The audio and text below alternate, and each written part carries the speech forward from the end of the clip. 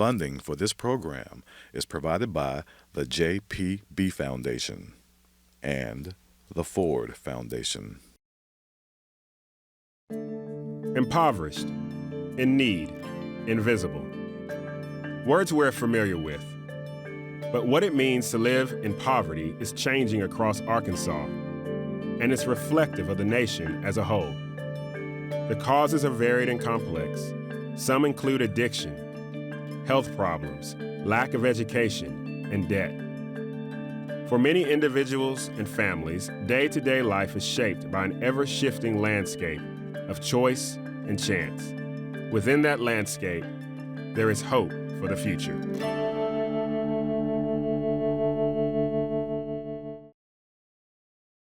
Hello, and welcome to A Deeper Look, The Poverty Divide in Arkansas. I'm your host, Philip Fletcher.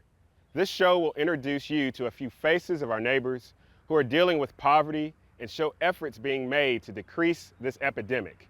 But first, the numbers. There are 2.8 million people in Arkansas, and 532,000 of them, or 1 in 5, are living below the poverty line. That ranks Arkansas fourth in the nation. The number includes 183,000 children, or 1 in 4 living in poverty, and 21,000 veterans. 2,560 people were homeless in Arkansas in January of 2015. The national poverty rate is 15%, but Arkansas's rate is 19%. There are disparities along racial and ethnic lines. The poverty rates for people of color, whether African American or Latino, are twice what they are for white Arkansans. This is true at almost every age level. When you want to talk about poverty, there's a number of ways to look at poverty. You can look at income level and say, well, at this income level, we have people below that level are in poverty. And the other way is to look at relative poverty, and that has to do with, well, I don't have as much income as you, so I'm in poverty. We're more interested in poverty thresholds and the consequences of poverty thresholds of people below a certain income level. In Arkansas, the poverty threshold for a family of 4 is an annual income of approximately $24,000. The definition of working poor is generally twice the income of the poverty threshold. Many believe that even at this level of income, people are struggling to meet daily needs. Arkansas's higher than average poverty rate is a statistic shared with other southern states. The South has higher poverty rates than the other 3 regions of the country. If you look at the map of poverty, you'll see that the states in poverty are southern states. So the southern economy has historically been a lower income economy. I think the biggest trend in employment in Arkansas associated with poverty is the migration of manufacturing because of the globalization of manufacturing. So now all they have is a service sector. The economic base of the region isn't providing the employment opportunities and the income necessary to get you above the poverty threshold. Barriers to prosperity include education and skill levels of individuals, health issues, the ability of communities to attract higher-paying jobs, and lack of adequate job supports, such as affordable childcare, transportation, and affordable housing. There are many different views on how to reduce poverty. Some think the best way is to reach children early, particularly underserved kids. Giving all children a strong early start is key to health, education, and ultimately economic security. Some believe a stronger higher education system is the key to a stronger workforce. For millions of Americans, especially the children of poor and minority families, getting more education is seen as the best avenue to jobs and higher incomes. And some believe that tax cuts are an effective way of bolstering a weak economy and creating jobs. There are many theories on how to tackle the problem of poverty, but most would agree that the key elements include economic development, supporting families, and providing education and training opportunities.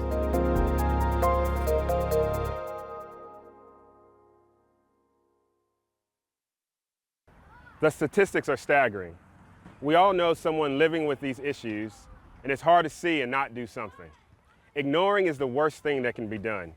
One family dealing with some of these challenges are the Boltons, Thomas, Louise, and their 5 children.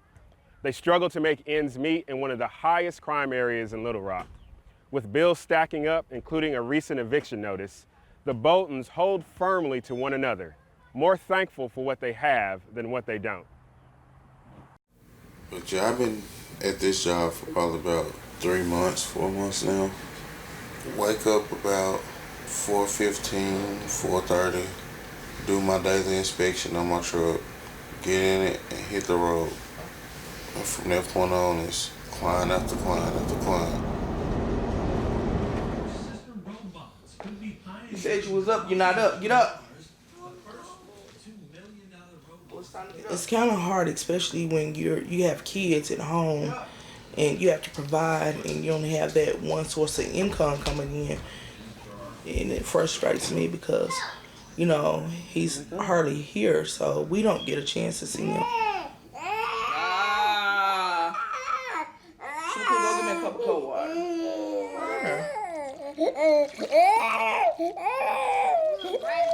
I don't want my kids to feel like Dad is not home or whatever. Dad doesn't love them, but they know, you know, but I don't want it to get to that point where Dad is always gone because he's the sole provider here. But the question is, do you want to be happy? If you're tired of you, then say, I just want to be happy. I actually went to college, you know, I went to college for 2 years, but right now it's just not a good time because I have to provide for the family, so because it's difficult for her to find a job by her having a 16-year-old record. You know, it's crazy that people go back and look at that. What I got made for you. I guess people don't believe in second chances. I mean, it's very depressing and hard at times because I want to work. I mean, although Thomas, you know, works and the bills are, you know, what we can pay.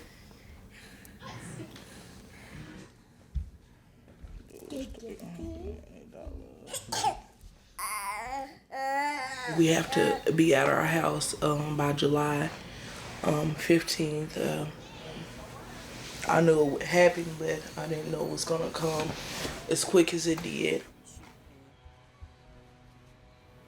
It's no fun times anymore.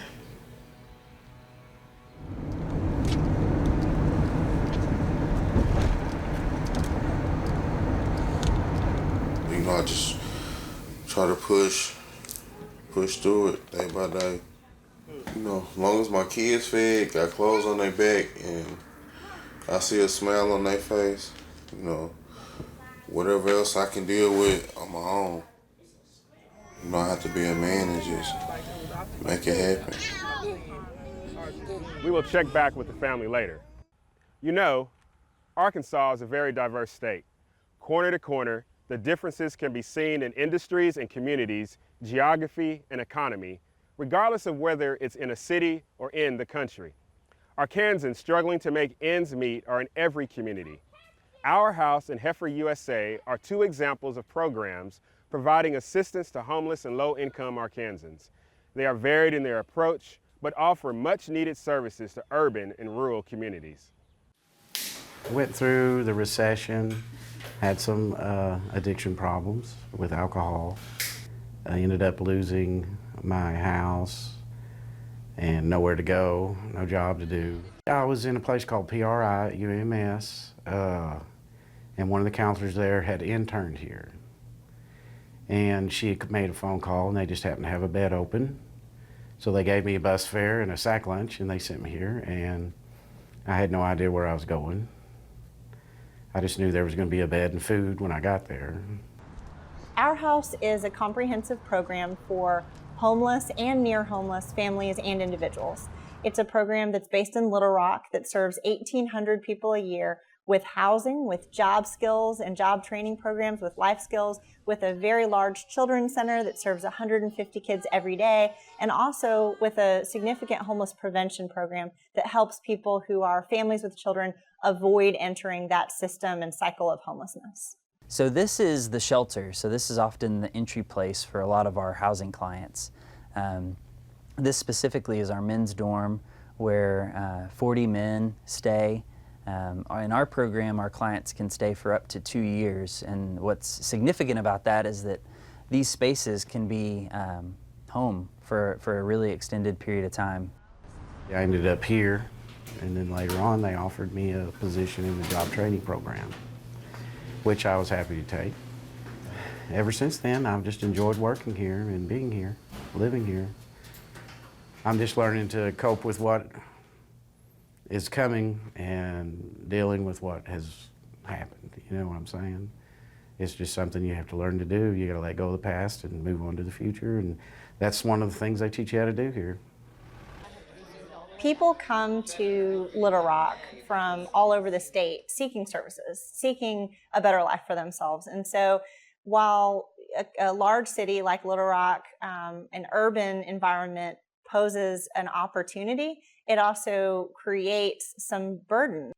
And in 1 month, we find that there are, on average, 235 people who need into the shelter, who need into a homeless housing program. And we can only take about 30 of those. I was studying biology as an undergrad at UCA with the intention of going to medical school. You know, when you're a kid, you're really optimistic, and you're like, I'm gonna be a surgeon. Well, I just kind of realized that my personality didn't really fit that high-stress lifestyle. When I started farming, I was only working part-time, so needless to say, my income was not really that great. My husband, on the other hand, was working as a contractor for a woodworking company that made fine quality wooden sparring swords that were like sold at Renaissance festivals. That put him away from home a lot, and I was working part-time doing farm work. We were maybe bringing home together about $21,000 a year. Right now we're concentrated primarily in Arkansas and in the southern Appalachians in North Carolina. But the ultimate goal of the Heifer USA program right now is to model based on a couple of cooperative initiatives that we've got going on in livestock and in organic produce. So that way we can go out and replicate in other high-need areas around the country where there's a high poverty rate and very low opportunities for employment for people.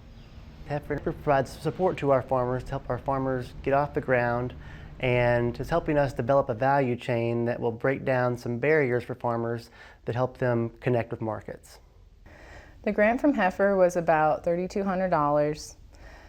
It helped me to build the first 5 chicken tractors, and then also to build 2 small brooder houses.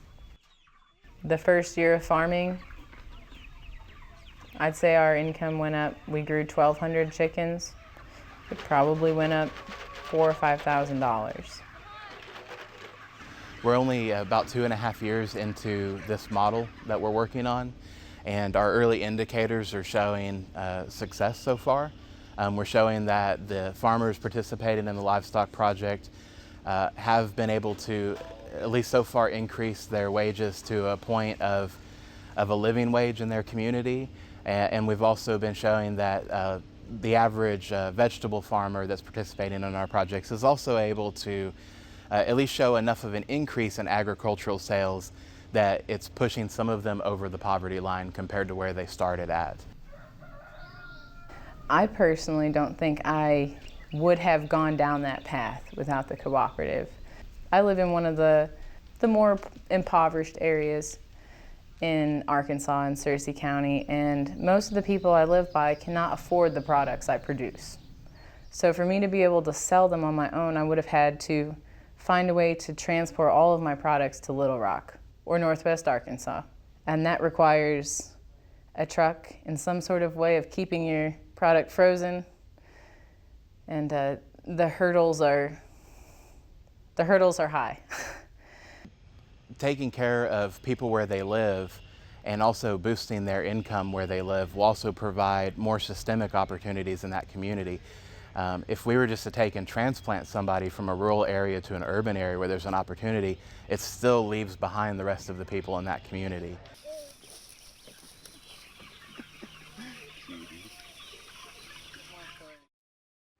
Understanding that there is more than one type of poverty is critical in deciding how to make a difference. One large group affected is veterans. People who have served our country come home and find difficulty living the American dream. But there are some Arkansans who want to help these brave men and women. Unity of effort is a common thread through this segment on Arkansas's veterans. We visit veterans' villages of America that strive to bring services together for veterans in need. I started out as a private and retired as a colonel, so I had a very successful career in the military. I'm a combat veteran, and now I'm an advocate for our veterans. We were deployed from 2003 to 2005, spent an actual year in Iraq, in Taji, Iraq. It was at the worst possible time you could be over there. We lost 36 soldiers. We had over 350 with combat-related wounds. When we came back from Iraq, I thought, we're home, we're safe, everything's fine. Come to find out, we came home to a battlefield here at the house. A lot of the people trying to transition back into civilian lives, and the transition wasn't going well. Within 6 months, I had 5 soldiers commit suicide. I saw attempted suicides, saw families splitting up that you wouldn't ever have thought would have split up. Veterans come back home, couldn't find work. They went from making life and death decisions and taking care of their buddy on their left and their buddy on their right to, what's life about? What does it mean? And they had those struggles. Also found a lot of my soldiers homeless. And after the divorce and after the alcohol and the self-medication and all these problems, it took a lot of adjustment for us to be able to reconnect in our lives. When you deploy, you go overseas to a third world country in a war zone, you kind of get this culture shock. And then after a while, it's normal. Then you come home back to the States and you have that culture shock again. But it doesn't fade so quickly, a lot of times looking back, I go, man, I wish I'd have stayed in because I miss it. There's nothing else like it. But at that time, I was just kind of overwhelmed and just wanted to move on with my life. I really didn't have a plan. Didn't really know what resources were out there. I didn't even know what the VA was. I didn't know what PTSD was. I was basically running around undiagnosed with PTSD for quite some time. I was having a hard time holding down a job, which left me without a lot of money in my pocket a lot of times, and finding new places to live often sometimes, and even not having a place in between places a few different times, sleeping in my car and couch surfing. I had a lot of struggles when I left the military. Now we have transition assistance program with people getting out of the military. It's supposed to be preparing them for going back into civilian life. Well, what we're doing currently isn't working. So I put together a team of people and we come up with an organization called Veterans Villages of America. We said that what we've got to do is have a unity of effort and try to pull everybody together, and that's including the community, our veterans organization, our civic organizations. We need to have that kind of impact when a veteran needs something. We had a World War II veteran that VA social worker called us about, and she said, well, he's a 90-year-old World War II veteran, and he made a comment today that he's just got to where he can't the upkeep on his house is kind of running down on him, and he's just not physically able to do it anymore. And I said, well, I'll go out and check on him. When I did, I went out and I saw his house, and I mean, you could see through the floors, cabinets falling apart, lamps, electrical, all kinds of problems there. So what we did, we put out a call to the community and all of our strategic partners and veterans organizations, putting this unity of effort together and going out and going in and fixing up his house. It looked bad, and it was terrific the way they done it, and I enjoyed it. Feel like I can't explain it, but it was terrific. And it was a blessing. We had ACO Carpet One came in, put new flooring. We had a veteran who was in the Marine Corps that served in Iraq and now builds cabinets. He came and built brand new cabinets for him. We got new furniture for him in the house. We had the North Little Rock Middle School East Initiative, 8th grade kids that designed a front porch for them to come out and sit on, and a wheelchair ramp that was to handicap standards. Yeah, you spent 19 months in Burma, didn't you? Yeah. Yeah. That was probably a rewarding time in some sense, but yet, it's something you really don't want to go through again. No, but I'm glad I made it. I'm glad you made it, That's just one example of what we do. We reach out to the community, we do this unity of effort, we work together, and it's all for one common cause. Hey, we're going to take care of this problem right now, that need, not let it compound to the point that they become a statistic. This is a war, and we're losing this war. We're losing this battle here at home. All these veterans are out here having all these struggles. Let's not forget them. Let's go out here and let's organize for combat. Let's come together and let's beat this thing.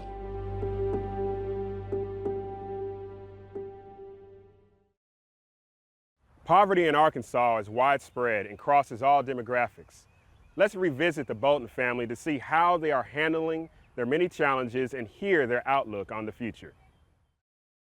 Yeah, back to the dump house. We're running a little behind, but it can only get better. Maybe it's just time for us to leave this house, because we stay 6 blocks from one of the highest crime spots in Little Rock. So we hear shooting, we hear arguing, we hear fights all through the night. So it's time for us to get our kids away from this, at least give them a chance. I always talk about what I went through with my kids. Hopefully hearing it all the time would detour them away from what I went through and make them want greater.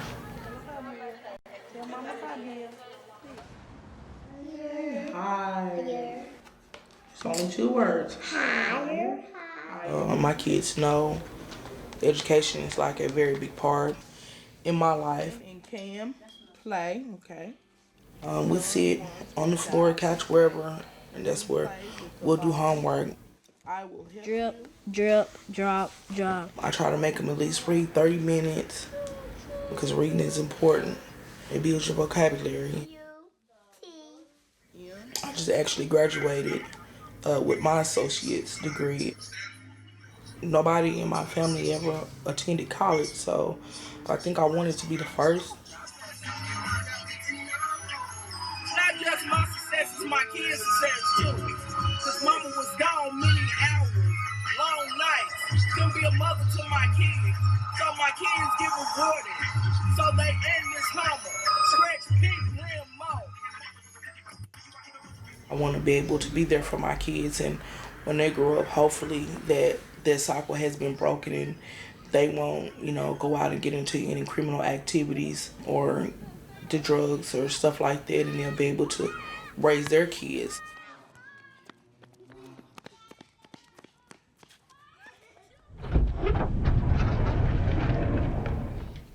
There's someone worse off than what I am. So I can't complain.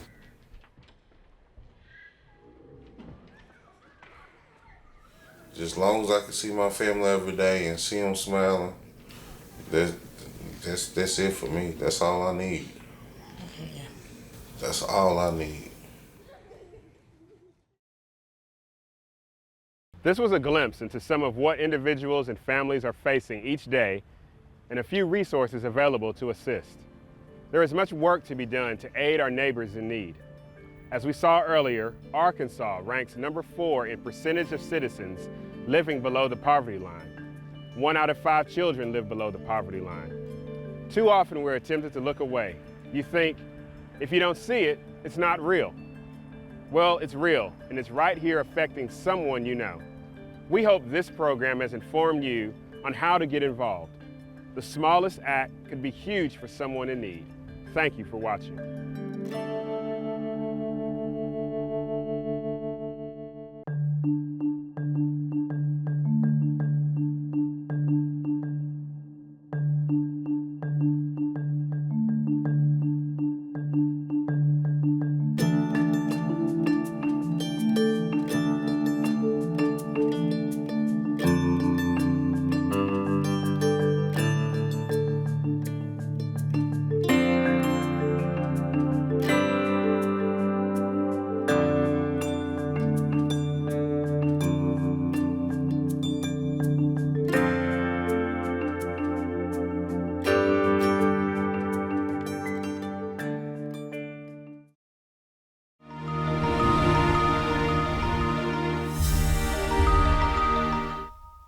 Funding for this program is provided by the JPB Foundation and the Ford Foundation.